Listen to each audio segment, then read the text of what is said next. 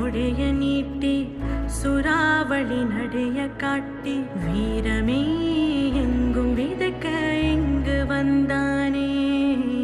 கொஞ்சமே நாங்க சிரிக்க பங்கு தந்தானே.